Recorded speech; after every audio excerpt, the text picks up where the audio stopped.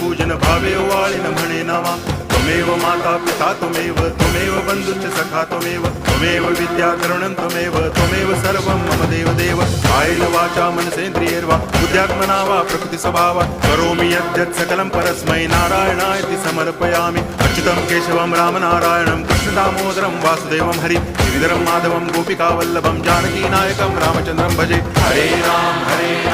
Ram Ram